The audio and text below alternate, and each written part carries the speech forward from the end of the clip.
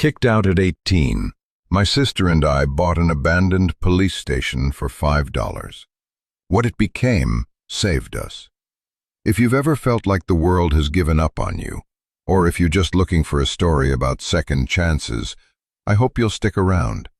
Maybe even subscribe and join the community we're building here. A place for people who know what it's like to start over. The day it all fell apart was my 18th birthday. There was no cake, no cards, just a single formal letter on the kitchen counter of our foster home. The air in the house was always thick with unspoken rules and the scent of lemon-scented cleaner that never quite covered the faint odor of disappointment. I saw the envelope from a distance, propped against the salt shaker. It was crisp, white, official. My name, Leo Vance, was typed on the front. I knew what it was before I even touched it. 18. The magic number when the system that had owned my entire life could finally, legally, wash its hands of me. My foster mother, Brenda, was standing by the sink, not looking at me. Her silence was a language I had become fluent in over the past 4 years. It was a silence that said, "This is not my problem. This is just the way things are." My younger sister, Maya, who was 16, sat at the table, pushing a stray Cheerio around her bowl with one finger. Her eyes, big and dark, were fixed on me. They were filled with the same quiet dread that was slowly colonizing my own chest. I picked up the letter. The paper was cold. It informed me, in sterile, bureaucratic language, that my placement was terminated. I had 24 hours to vacate the premises. It thanked me for my cooperation. It wished me well in my future endeavors. Future endeavors. I had $5 and a half-empty backpack to my name. My future endeavors felt pretty limited. "So that's it?" Maya's voice was a whisper. It was barely audible over the hum of the refrigerator. Brenda finally turned, her hands covered in soap suds. "It's the law, Leo. You're an adult now." She said the word adult as if it were an accusation, as if I had chosen this, had conspired to turn 18 just to inconvenience her. "What about Maya?" I asked, my voice tight. "She stays," Brenda said, turning back to the sink. "She's got 2 more years. 2 more years. 2 years of this suffocating quiet. 2 years of being a temporary fixture in someone else's life." I looked at Maya. Her face was pale.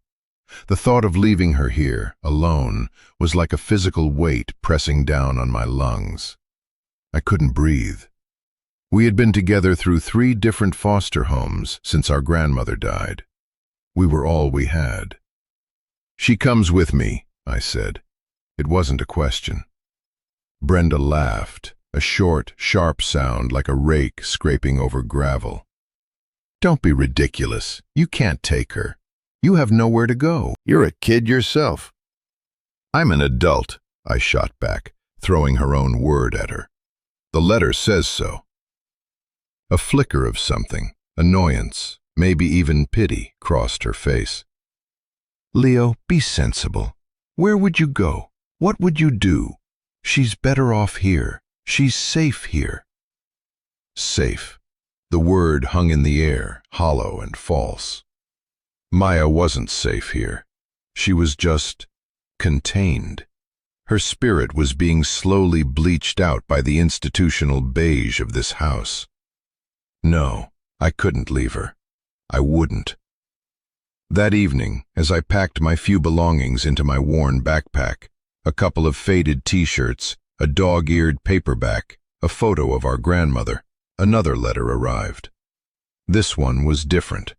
It was a thick, cream-colored envelope, addressed to me in elegant, spidery handwriting I recognized instantly. It was my grandmother's. My heart hammered against my ribs. It was postmarked the week she had died, 6 years ago. Attached to it was a note from a legal firm, explaining that, per her instructions, the letter was to be delivered to me on my 18th birthday. My hands shook as I broke the wax seal. Inside was a single, heavy, old-fashioned brass key and a folded piece of paper. Her words felt like a ghost's whisper in the silent room. "My dearest Leo," it began, "if you are reading this, then I am gone, and you are finally a man. I am so sorry I could not be there to see it. I am sorry for so much. I know your life has not been easy. I know you must feel lost. But you are not alone, and you are not without a home." The letter went on to describe a place, a property she had acquired in a small, forgotten town called Havenwood, a few hours north. She didn't say what it was, only that it was ours. She had arranged it so that upon my 18th birthday I could claim the deed for a nominal fee. The key was for the front door. At the bottom of the letter there was a phone number for a lawyer, a Mr. Davies. "He will explain the rest," she wrote. "Be brave, my boy. Protect your sister. What you find there isn't just a building, it's an answer. It's a beginning." I stared at the key in my palm, its metal cool against my skin. It felt impossibly heavy, a solid piece of a past I barely understood and a future I couldn't imagine. An answer. A beginning. That night, I didn't sleep. I sat on the floor of my room, the key clutched in my hand, and waited for the sun to rise. At dawn, I crept into Maya's room. She was already awake, sitting on her bed, her own small bag packed. She didn't need to ask. She just looked at me, her expression a mixture of terror and fierce loyalty. "Together?" she whispered. I nodded.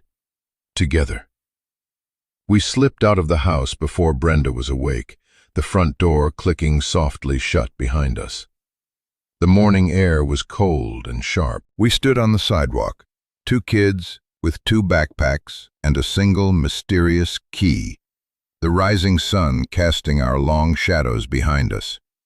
We had nowhere to go but forward, into the unknown. I pulled out my cheap pay-as-you-go phone and dialed the number for the lawyer. My hands were sweating. What if it was a mistake, a joke, a cruel trick? A calm, steady voice answered on the second ring. "Davies, you must be Leo Vance.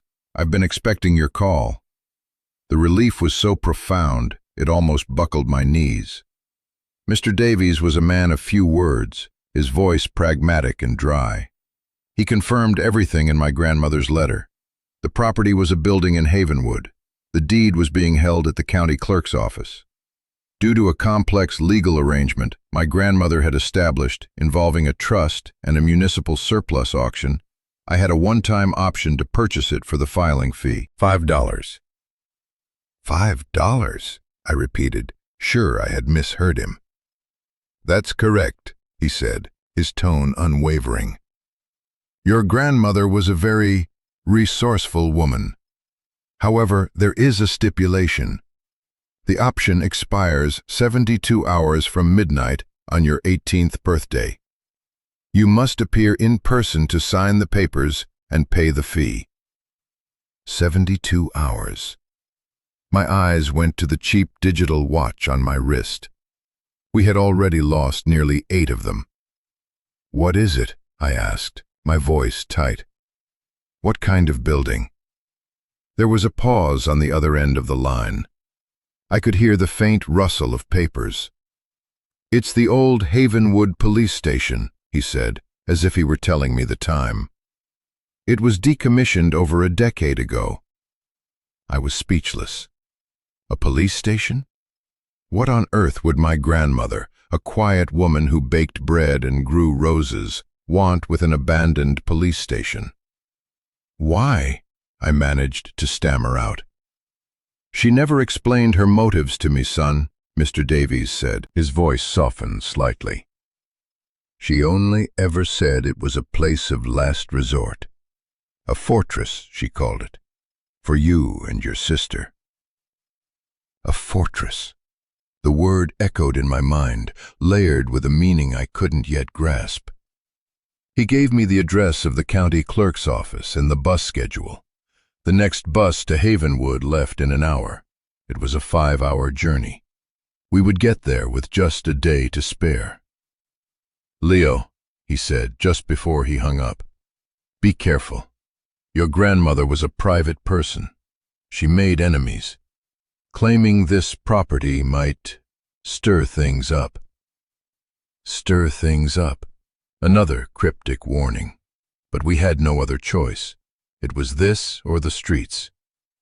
I looked at Maya. Her face was set with a determination that mirrored my own. "A police station?" she asked, a small, incredulous smile touching her lips for the first time that day. "Seriously?" "Seriously," I said, feeling the ghost of a smile myself. "Guess we're going to Havenwood." We pooled our money. Between my birthday, $5, and the $23 Maya had saved from odd jobs, we had just enough for 2 one-way bus tickets and some stale crackers from a vending machine. The bus station was a grim, gray place, smelling of diesel fumes and desperation. We huddled together on a hard plastic bench, our backpacks at our feet. The bus ride was long and quiet. We watched the neat suburbs of the city bleed into sprawling farmland, which then gave way to dense, rolling forests. The further we went, the more the world outside the window seemed to be emptying out. Towns became smaller, houses farther apart. It felt like we were traveling back in time, or to the edge of the map. I spent most of the ride staring out the window, the key in my pocket a constant, heavy presence. My mind replayed fragments of memories of my grandmother, her warm kitchen, the smell of soil on her hands, the sad, knowing look in her eyes whenever I asked about my parents. She'd always brushed it off, saying they were gone, and that it was just the 3 of us now. I had always assumed they died in a simple car accident. But Mr. Davies's words about enemies, my grandmother's secrecy, it planted a seed of doubt. A fortress. Why would we need a fortress? Maya slept for most of the journey, her head resting on my shoulder. Her breathing was a small, steady comfort in the rattling uncertainty of the bus. Seeing her there, so vulnerable, solidified my resolve. I didn't know what we would find in Havenwood. I didn't know if this was a brilliant rescue plan or a terrible mistake. But I knew I had to protect her. That was the one clear thing in a world that had suddenly become very, very cloudy. We arrived in Havenwood as dusk was settling, painting the sky in shades of bruised purple and orange. The bus hissed to a stop in front of a single, lonely-looking gas station that also served as the town's general store and bus depot. We stepped off the bus and into a wall of silence. The air was different here. It was clean and cold, smelling of pine and damp earth. The town, from what we could see, was little more than a main street, lined with a handful of tired-looking storefronts. A diner with a flickering neon sign, a hardware store with a dusty window display, a boarded-up movie theater. It was a town that felt like it was holding its breath. We had the address for the police station, but first we needed to find the county clerk's office. The man behind the counter at the gas station, a grizzled old-timer with a suspicious squint, gave us directions. It was in the same building as the town hall, a squat brick structure at the far end of the street. The clerk's office was closed. A sign on the door said it would open at 9 a.m. We had a night to get through. We had less than $10 left. There was no motel we could afford. We found a small park with a covered gazebo and decided to spend the night there. It was cold, colder than the city. We huddled together under my thin jacket, sharing the last of our crackers. Maya shivered beside me. "Are you scared, Leo?" she asked. her voice small in the vast, dark quiet. "Yeah," I admitted, wrapping my arm tighter around her. "A little. You?" "A lot," she confessed. "But it's kind of exciting, too, right? It's an adventure." I looked at her, at the way she was trying to be brave for me, and I felt a surge of love so fierce it hurt. "Yeah," I said, "it's an adventure." We didn't talk much more after that. We just sat and listened to the sounds of the night, the chirp of crickets, the distant hoot of an owl, the rustle of leaves in the wind. For the first time since we'd left Brenda's house, I felt a strange sense of peace. We were cold, we were hungry, we were scared, but we were free, and we were together. The next morning, we were waiting outside the clerk's office at 8:30. At 9 sharp, a woman with a formidable beehive hairdo and sharp cat-eye glasses unlocked the door. She looked us up and down with open disapproval. "Can I help you?" she asked, her tone suggesting she'd rather we just went away. I explained, my voice cracking slightly, that we were here to claim a property. I gave her my name and mentioned Mr. Davies. Her expression shifted from disapproval to surprise. She disappeared into a back room and returned a few minutes later with a dusty, leather-bound ledger and a thick manila folder. She opened the ledger, ran a perfectly manicured finger down the page, and then nodded slowly. "Vance," she muttered. "Well, I'll be." She looked at us again, this time with a flicker of something that might have been curiosity. "Everything seems to be in order. That'll be $5. I smoothed out the crumpled $5 bill, the last of my birthday money, and pushed it across the counter. It felt like the most significant transaction of my life. She stamped a series of documents with a heavy, satisfying thud, had me sign my name in 3 different places, and then handed me the folder. "Here's the deed," she said, her voice flat. "It's officially yours. Not sure what you'd want with that old wreck, but it's yours." And just like that, we were property owners. We owned a building. We owned a home. Or at least, the shell of one. The folder also contained a simple, hand-drawn map of the town, with the police station circled in red ink. It was only 2 blocks away, on a side street just off Main. We walked, our steps feeling both heavy and light. The reality of it was starting to sink in. We were about to see our inheritance, our fortress. The Havenwood police station was a 2-story brick building that looked more like a tomb than a fortress. It stood alone on its block, flanked by overgrown, empty lots. The red bricks were stained dark with age and grime. The windows on the ground floor were covered with thick iron bars, and the ones on the second floor were boarded up. The words Havenwood Police were barely visible, etched into the stone lintel above the heavy, dark green door. A single bare flagpole stood in the small, cracked courtyard, its rope tapping a lonely rhythm against the metal in the breeze. The place radiated an aura of neglect and forgotten authority. It was intimidating, it was ugly, and it was ours. I looked at Maya. Her eyes were wide, taking it all in. I couldn't read her expression. "Well," I said, trying to sound more confident than I felt. "Home sweet home." I pulled the brass key from my pocket. It looked ancient and important. I stepped up to the massive door and slid the key into the lock. It was stiff, and I had to jiggle it, putting my shoulder into it. For a heart-stopping moment, I thought it wouldn't work, that this was all some elaborate, cruel joke. Then, with a deep, grinding groan, the lock turned. The sound echoed in the silent street. I took a deep breath, grabbed the heavy iron handle, and pulled the door open. The air that rushed out was stale and cold, carrying the scent of dust, damp paper, and something else. Something like time itself. We stepped inside. The door swung shut behind us with a boom that sealed us in, plunging us into near darkness.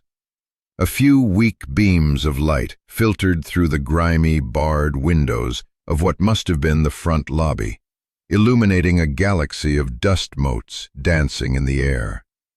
A high reception desk loomed in front of us, its surface thick with a blanket of gray dust. Behind it, a switchboard sat with its cords dangling like dead snakes. To our left, a hallway disappeared into blackness. To our right, a door was marked Chief. The silence in here was different from the silence outside. It was a heavy, pressurized silence, full of the ghosts of old shouts, ringing phones, and slammed doors. It felt like the building was holding its breath, waiting. "Hello?" Maya's voice was small, and it was immediately swallowed by the oppressive quiet. I fumbled for the light switch on the wall, flicking it up and down. Nothing. Of course. The power had probably been cut for a decade. "We need light," I said, my own voice sounding strange and thin. Maya clicked on the tiny flashlight on her keychain, a novelty gift from a cereal box years ago. Its beam was weak, a pathetic little spear of light against the overwhelming dark, but it was better than nothing. We started in the lobby. I ran my hand over the dusty counter, leaving a clean streak.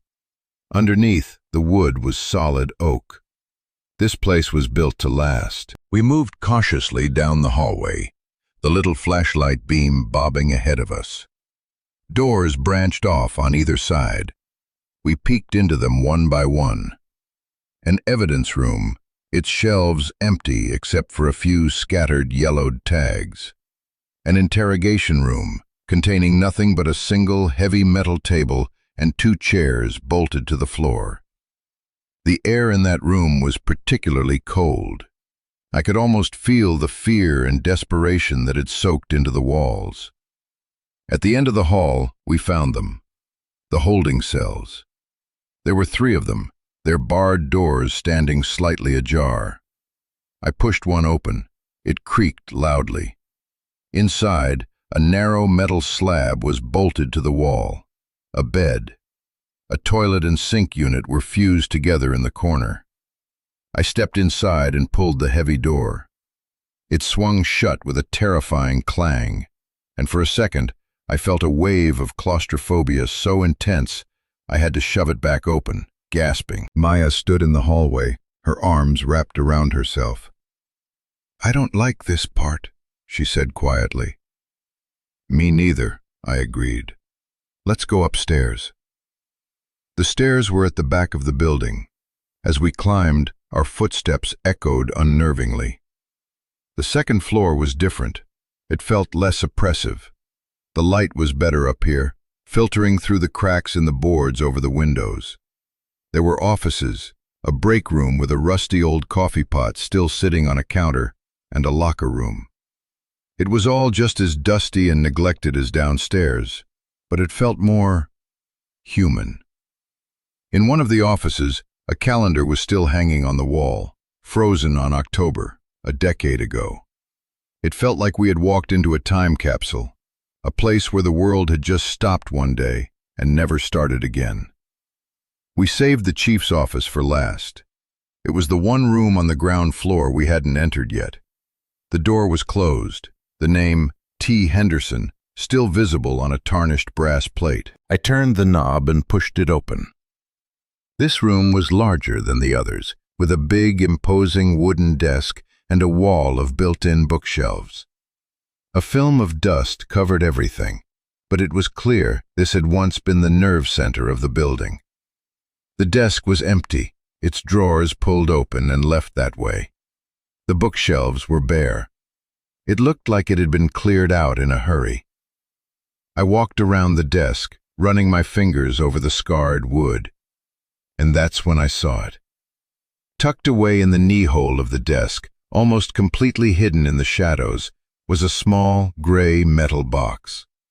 It was an old military-style ammunition box, heavy and solid. It was locked with a thick padlock. I knelt and pulled it out. It was heavy. Something rattled inside. Maya came over, shining her little light on it.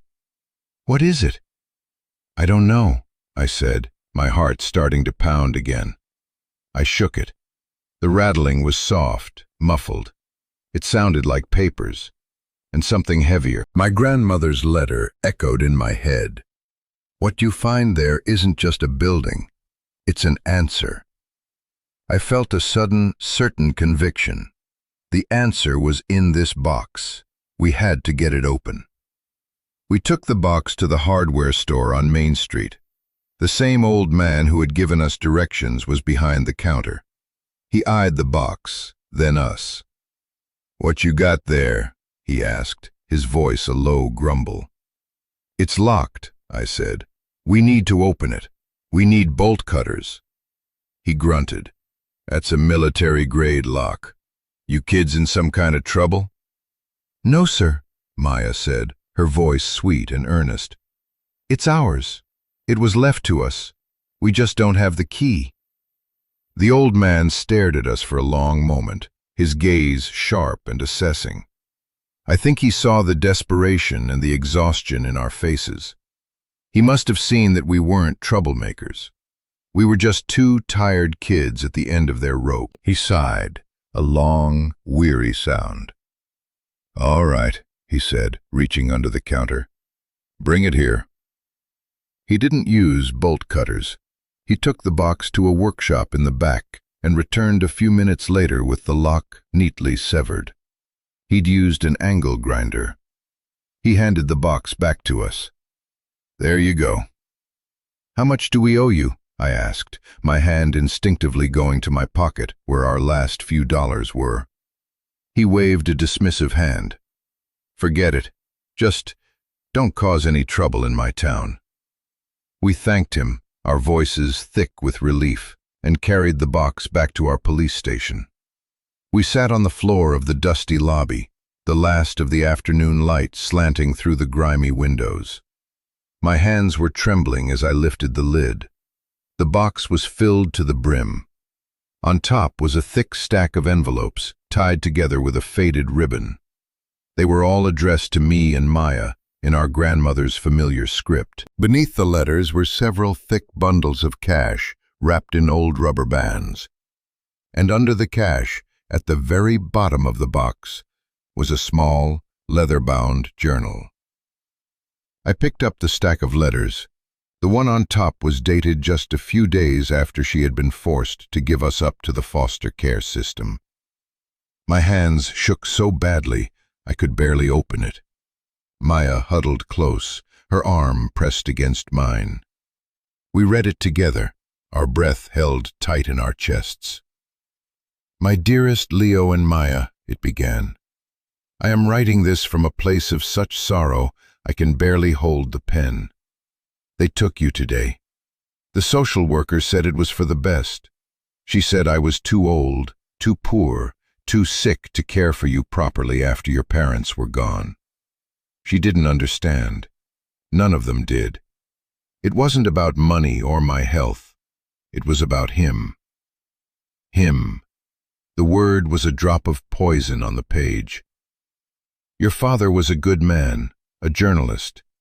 He was working on a story about the corruption in this very county, about a man named Elias Thorne, who runs a trucking company that's a front for other things.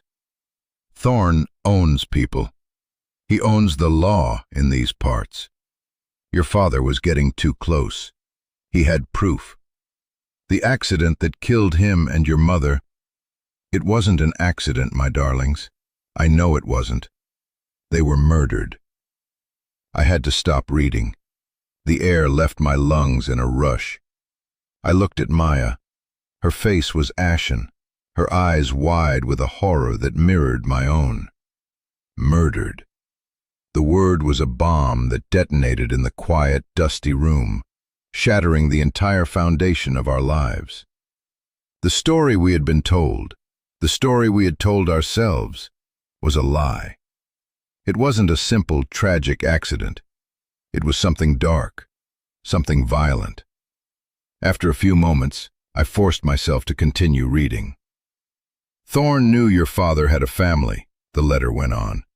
He let me know, in no uncertain terms, that if I ever spoke up, if I ever went to the police, the same police he owned, you two would be next. I was terrified, so I did the only thing I could think of to protect you.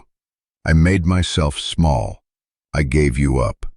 I let the state take you, move you far away from here, where he couldn't find you. It broke my heart into 1,000 pieces, but I thought you would be safe. I bought this old station, this forgotten building, using a blind trust.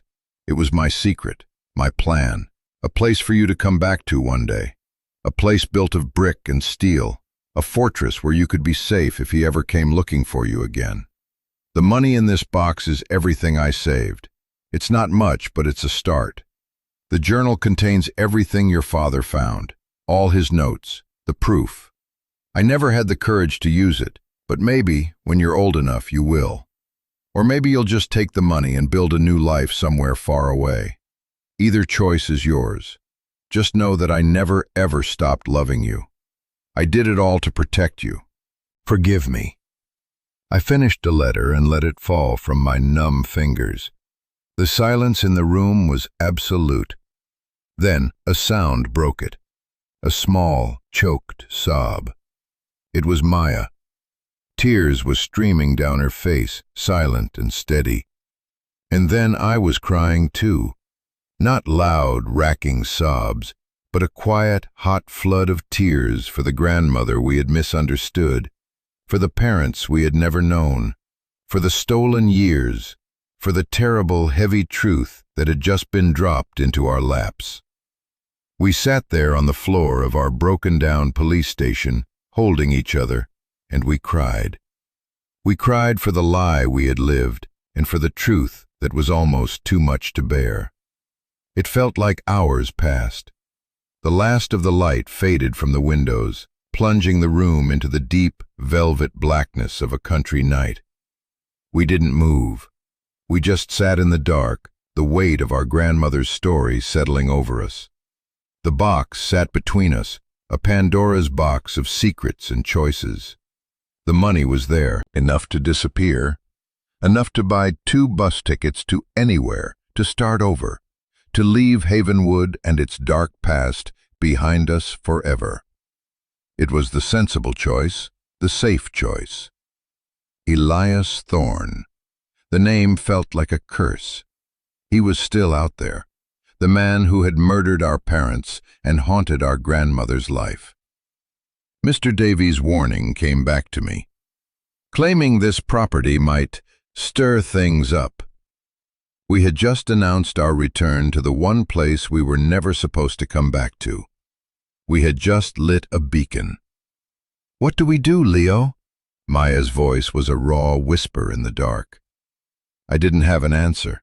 My mind was a chaotic storm of grief and fear and anger. I felt the smooth, cool leather of the journal at the bottom of the box. The proof. Everything your father found. My grandmother had given us a choice: run or fight, safety or justice. She couldn't make the choice herself, but she had provided us with the battlefield, the weapon, and the means. This building, this fortress, it wasn't just a shelter. It was a statement. It was a stronghold. It was a place to make us stand. I thought about the past 6 years, bouncing from home to home, feeling like a ghost, like a temporary inconvenience in other people's lives. Always looking over my shoulder, though I never knew what I was looking for. Now I knew. The feeling of being hunted wasn't just in my head, it was in my blood. "I don't want to run anymore," I said, my voice hoarse. This is our home. She gave it to us. Our parents, they died for this town, for the truth." Maya was quiet for a long time. I could feel her thinking, her fear warring with the same anger that was burning in my own gut. "He'll come for us," she said, stating the terrifying fact. "Yeah," I said, "he probably will." "This place is a wreck," she added. "We have no power, no water, no food." "We have the money," I said, gesturing to the box. "We can buy supplies, we can fix it, we can make it strong." Like she wanted. I picked up the journal. It felt heavy with the weight of my father's last days. "And we have this." Another long silence. I could feel her gaze on me in the darkness. When she finally spoke, her voice was clear and steady, all the fear burned out of it, replaced by a cold, hard resolve that made her sound years older than 16. "Okay," she said. "Let's stay. Let's fight." That night we didn't sleep in the cold gazebo. We dragged 2 old office chairs together in the chief's office, our office, and slept there, the box with our new, terrible history between us. We were home, and we had a war to prepare for. And you know, if you've made it this far into the story, I just want to pause and say thank you. This part of our lives was incredibly difficult, and talking about it isn't easy. But I think it's important to share these moments, because I know there are people out there who have been handed a past they didn't ask for, a burden that feels too heavy to carry. If that's you, I want you to know you're not alone. The choices we make in those moments, when we're at our lowest, they define who we become. This community here, it's for people who get that. So if this is resonating with you, please consider subscribing. It means a lot to know you're listening. Now, let's get back to what happened next. The first thing we did was make a plan. We divided the money from the box. A small portion we designated for immediate survival. Food, water, sleeping bags, lamps, batteries, and basic tools.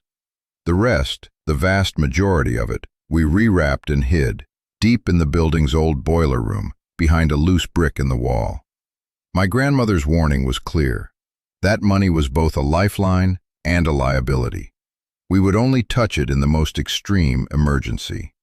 Our first trip to the hardware store was different. The old man, whose name we learned was Gus, watched us pile a shopping cart with work gloves, buckets, heavy-duty cleaners, spackle, and paint scrapers.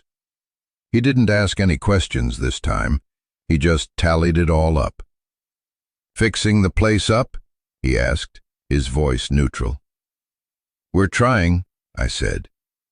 He grunted, a sound that was becoming familiar. "Town council's been trying to get that building condemned for years.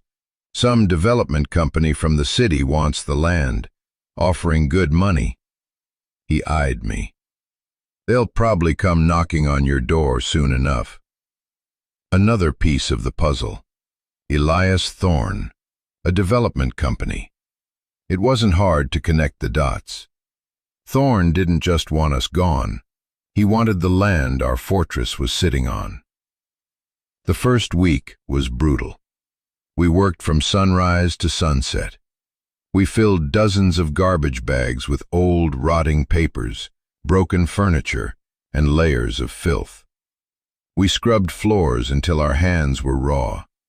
We scraped peeling paint from the walls. The work was exhausting, but it was also cleansing. With every bag of trash we hauled out, it felt like we were clearing away not just the building's neglect, but our own. We were taking control. We were building something. We started sleeping on the second floor, in one of the old offices we had scrubbed clean.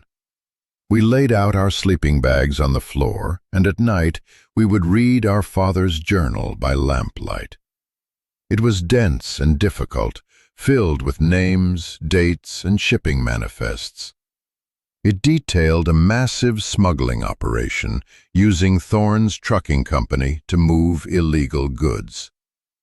Our father had been close to finding a key witness, an accountant who had been fired and was ready to talk. The last entry was dated the day before the accident. He had written, "Meeting with M tonight. He's scared, but he's bringing the ledgers. This is it. This will be enough to bring Thorne down for good." We never found out who M was. We assumed Thorne got to him first. The journal was our inheritance, but it was also a ghost. It was a map to a treasure we couldn't find, the final piece of the puzzle that was missing. The town watched us.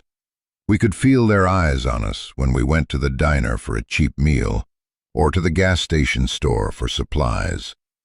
They were wary, suspicious. We were outsiders, ghosts from the town's past. The only person who showed us any kindness was a waitress at the diner, a woman named Sarah. She was our age, maybe a little older, with tired eyes but a quick, genuine smile. She always made sure our coffee cups were full, and sometimes slipped us an extra piece of pie, telling us we looked like we needed it. "You're the Vance kids, right?" she asked one afternoon as she refilled my water. I nodded cautiously. "People are talking," she said, lowering her voice, "saying you're fixing up the old station. My grandpa used to be a deputy there a long time ago, before things changed around here." She didn't say Thorne's name, but she didn't have to. The fear was a current that ran just beneath the surface of the whole town. About 2 weeks after we arrived, just as Gus had predicted, the development company came knocking. A man in a slick, expensive suit pulled up in a black sedan. He introduced himself as Mr. Reed. He was smooth and polished, with a smile that didn't reach his eyes. He didn't waste time with pleasantries. He said he represented a firm that was interested in acquiring our property for a new commercial development. He named a number. It was a staggering amount of money, more than was hidden in our boiler room, enough to go anywhere in the world, live comfortably for years, enough to make us forget Havenwood ever existed. "It's a very generous offer," he said, his smile tightening when he saw our lack of reaction. "Especially for a derelict property like this. Frankly, it's more than it's worth. We're prepared to pay you in cash, handle all the paperwork. You could be gone by tomorrow." I looked at Maya. She was standing ramrod straight, her expression unreadable. I thought about the life he was offering, an easy life, a life without a fight. Then I thought about my parents. I thought about my grandmother, scrubbing floors and saving every penny to buy us this one small piece of ground. "It's not for sale," I said. Mr. Reed's smile vanished completely. His face went cold. "I think you should reconsider," he said, his voice dropping to a low, menacing tone. "This town has a way of clearing out things that don't belong. It would be a shame if something were to happen to your little project, or to you." It was a direct threat, the first shot fired in a war we had chosen. "I think you should leave," Maya said, her voice shaking slightly, but full of steel. Reed stared at us for a long, hard moment, his eyes filled with contempt. Then he turned, got back in his car, and drove away. The moment the car was gone, Maya's tough facade crumbled. She started to tremble. I pulled her into a hug. "It's okay," I whispered, though my own heart was hammering. "We did the right thing." "He's going to come back," she said, her voice muffled against my shirt. "I know." That night, the first rock came through one of the windows. It wasn't one of the boarded-up ones. It was a window on the second floor that we had painstakingly cleaned and repaired. The sound of shattering glass was like a gunshot in the night. We rushed to look, but there was no one there. Just the dark, empty street. Attached to the rock was a note. It had one word on it: leave. We didn't call the police. We knew who the police worked for. We just boarded up the broken window, the silence between us thick with a new, sharper fear. This was real. The fight had started. The next few weeks were a strange mix of hard labor and quiet terror. We continued our work on the building, but now we did it with one eye, always on the street. We reinforced the doors. We checked the locks constantly. The fortress was no longer an abstract idea. It was a practical necessity. The harassment was subtle but constant. Our small pile of construction supplies would be mysteriously overturned during the night. The tires on the old rusty bicycle we'd bought to get around town were slashed. Whispers followed us on Main Street. We were pariahs. But something else began to happen too. Gus, the hardware store owner, started giving us discounts without us asking. He'd throw in an extra box of nails or a better quality paintbrush, muttering something about old stock. Sarah, the waitress, started packing up leftover food from the diner at the end of her shift and leaving it for us on the station's back steps. They never spoke about it. They never acknowledged the threats or the fear. But their small acts of quiet rebellion were like cracks of light in the darkness. They were choosing a side. We weren't entirely alone. We decided we needed a more concrete plan. Hiding wasn't enough. We had to find a way to use our father's journal. We needed to find M, or someone like him. We needed leverage. We spent our nights poring over the journal again, cross-referencing names with old phone books we found in the station's archives. We were looking for a weak link in Thorne's chain. One day, while cleaning out the last of the dusty file cabinets in the records room, Maya found something. It was a box of old personnel files for the officers who had worked at the station. She was about to throw it out, but something made her stop. She opened the file for the former chief, T. Henderson, the name on the office door, and then she called my name, her voice tight with excitement. "Leo, come look at this." Tucked into the back of Henderson's file was a folded, yellowed piece of paper. It was a resignation letter, but scrawled at the bottom in a different pen was a short, hasty note. It said, "Thorne bought them all. I can't be a part of this. I'm out. If anyone ever looks for the truth, tell them to check the town charter, 1985 amendment. The well." We stared at the note. The well? What well? We went to the town hall, back to the formidable clerk with the beehive hairdo. We asked to see the town charter. She was reluctant, but Mr. Davies had informed us of our rights as property owners. We had a right to see public records. She eventually, grudgingly, led us to a dusty archive room. It took us hours, but we found it. The 1985 amendment. It was a dry, legal document about water rights and municipal land use. It granted Thorne's original company exclusive rights to a certain parcel of land just outside of town, citing the need to drill a new town well. But the map coordinates, they were for a piece of land that was notoriously dry. There had never been a well there. It was a lie. A cover story to grab a strategic piece of land. But why? We went back to our father's journal. We cross-referenced the coordinates with his notes. And then we saw it.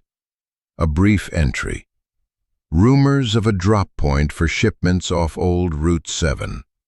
Land was deeded to Thorne for a phantom well project years ago. Perfect cover. Isolated. Private. The well wasn't a water source. It was a drop zone. It was the hub of his entire operation. And Chief Henderson knew. He had quit because of it, and he had left us a map. We knew what we had to do. We had to go to the well. We had to find proof. Something more current than a 10-year-old journal. We waited for a moonless, rainy night. The kind of night that swallows sound and sight. We told no one where we were going. We biked as far as we could, and then hid the bikes in the woods and went the rest of the way on foot. The land was muddy and treacherous. The rain soaked us to the bone.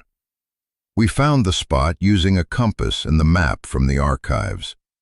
It was a clearing in the woods, just as the journal described.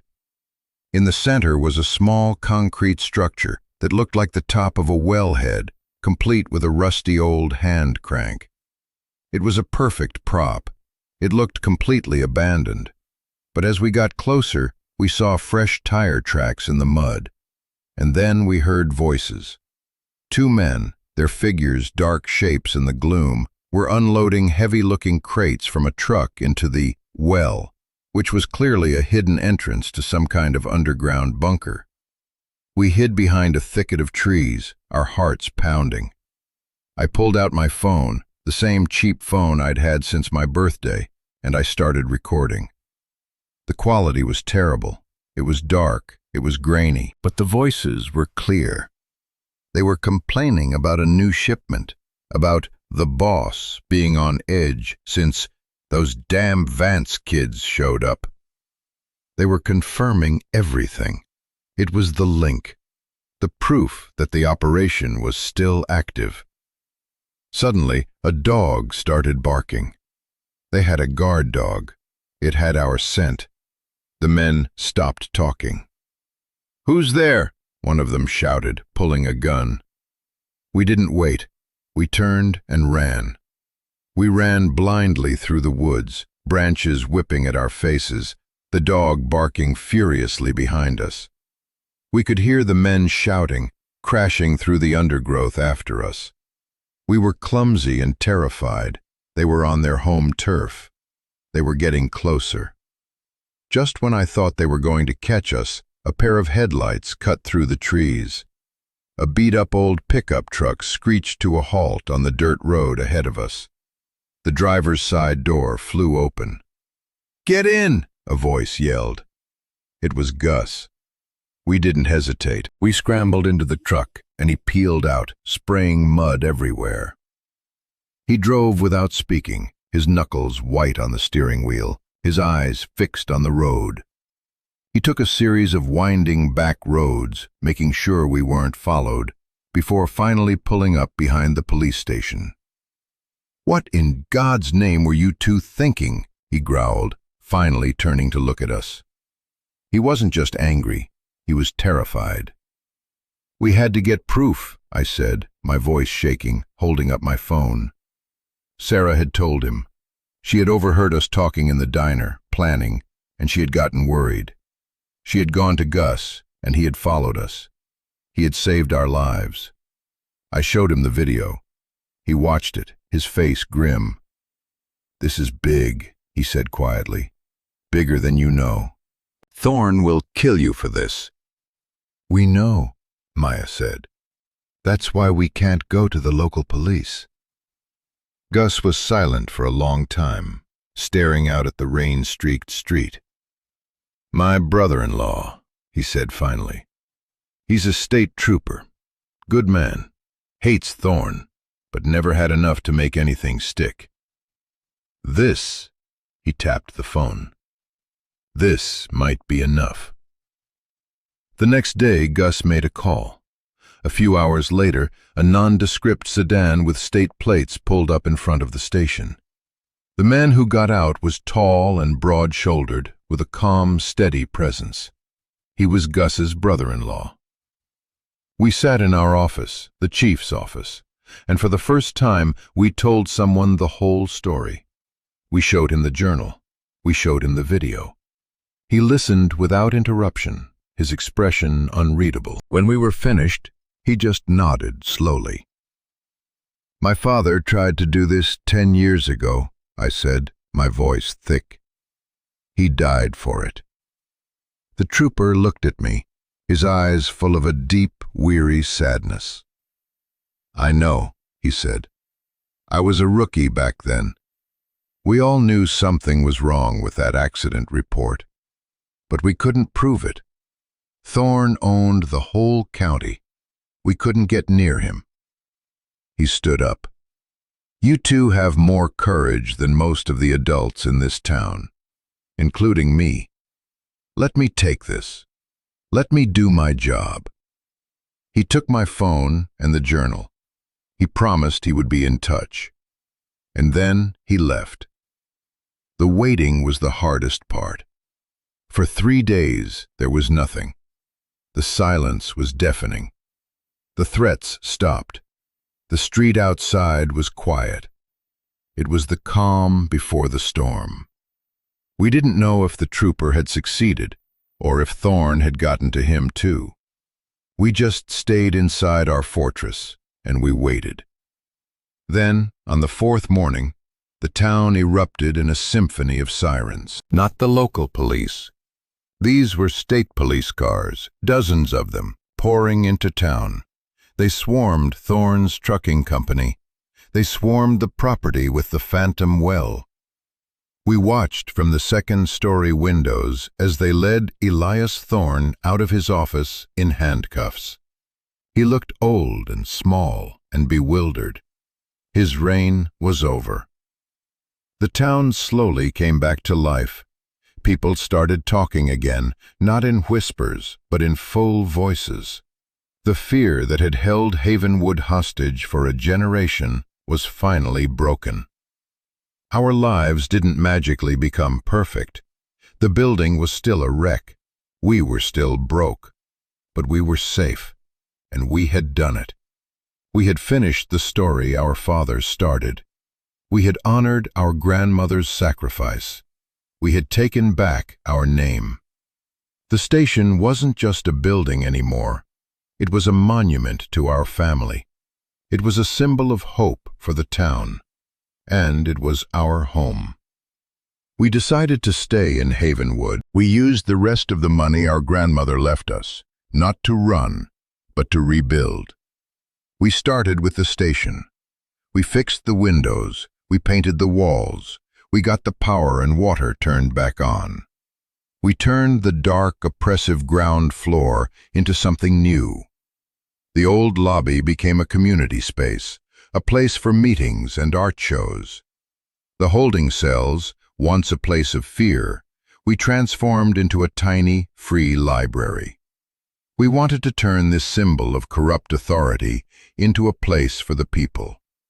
It was a long, slow process, but we weren't alone anymore. Gus was there, offering advice and cheap materials. Sarah organized volunteers from the town to help us paint. People who had once looked at us with suspicion now smiled and waved. They brought us casseroles and offered to help. We were no longer the Vance kids, the outsiders. We were part of the town. We were part of its recovery. Looking back, I realize our grandmother gave us something far more valuable than a building or money. She gave us a choice. She gave us a chance to confront the ghosts of our past and build our own future. She gave us a purpose. Our home wasn't something we inherited. It was something we fought for. It was something we built, not just with bricks and mortar, but with courage and hope, and the help of a community that was learning to be brave again. And that's a foundation that can withstand any storm. This journey taught me that home isn't a place you're given. It's a place you choose to create, to defend, to pour your heart into. It's about taking a broken thing and making it whole again, whether that's a building or a life. It's about finding your fortress, not to hide in, but to stand your ground from. So I want to ask you, what does home mean to you? Have you ever had to fight for your place in the world? Share your story in the comments below. I read every single one, and I believe so deeply that our stories are how we build community and remind each other that we're not alone. If our story meant something to you, please subscribe and be part of this place we're building. A place for fighters, for survivors, for everyone who believes in the power of a second chance. Thank you for listening.